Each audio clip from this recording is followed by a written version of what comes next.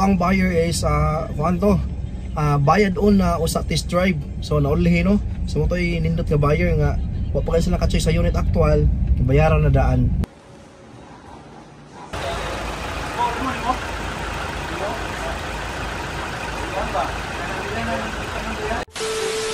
Yo, what's up? Good afternoon. So padong ta karon og talisay no. Dalita kay natay buyer nga mo check sa unit.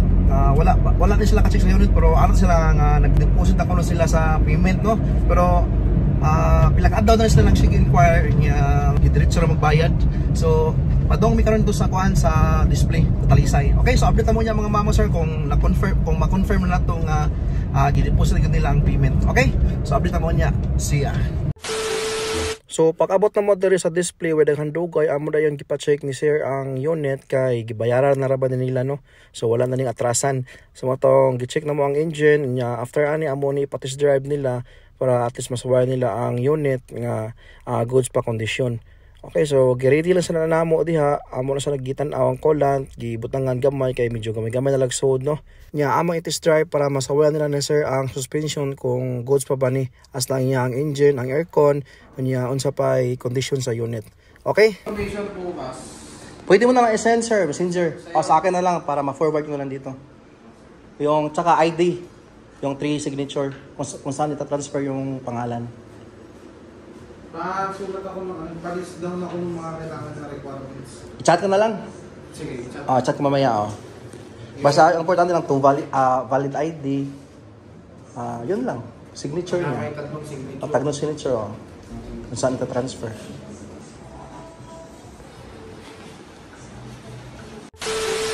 So padong na mo i-test drive ang unit karon dito sa SRP kay amo naman na discuss ni sir about sa mga papers. Okay?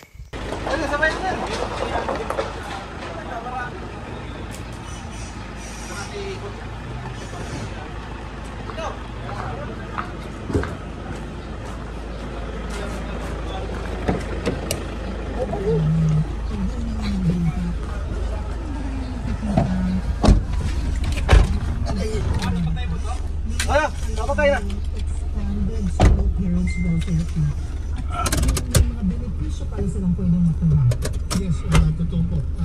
So namin diri sa SRP nag-test drive no, may diri kay taas-taas ang daan niya, medyo hawan-hawan pa sa nga time kay di pa man kaayo hapon so wala pa traffic. So matong gi-test drive ni sir diri sa SRP. 2 hours later. So human na mag-test drive niya, wala lang sa gidala ni sir ang unit no kay naasay pa-adjustan gamay sa preno kay medyo lawman ra siya. So yan na lang nabalikan og mapuhon.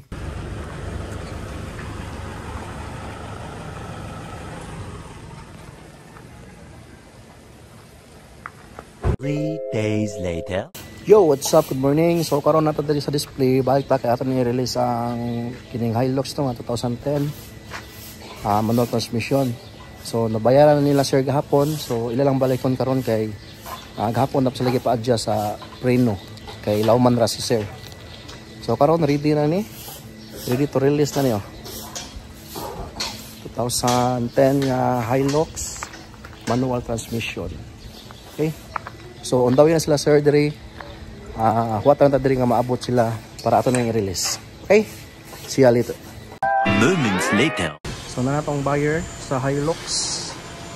Sir, sa na Hilux ready for release na. Okay. Sir, ato na tayo sa office. Pa-check natin kung okay. So ano si sir, mag-pick up sa unit. So release din sa unit. So sir, check na yung unit para for releasing.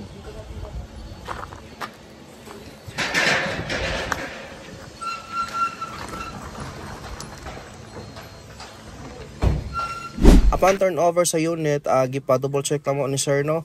Ang final nga pag-check sa unit kay yan naman ning ikuhaon karon i-release na sa ni siya.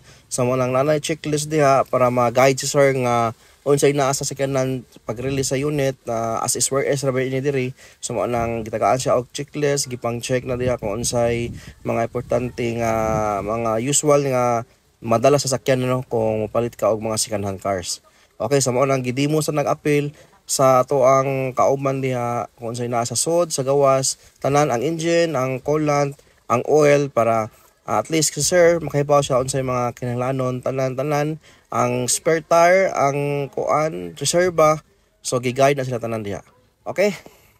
Pila ka mo? Pila ko biyaw yan para.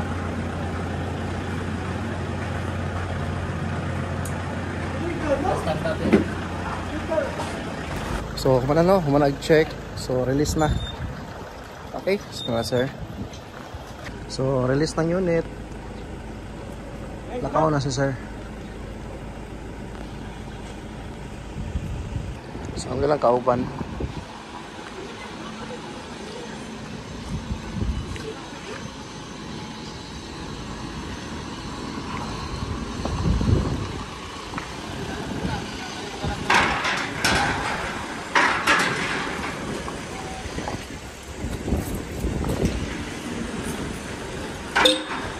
Sir. Sige sir, thank you.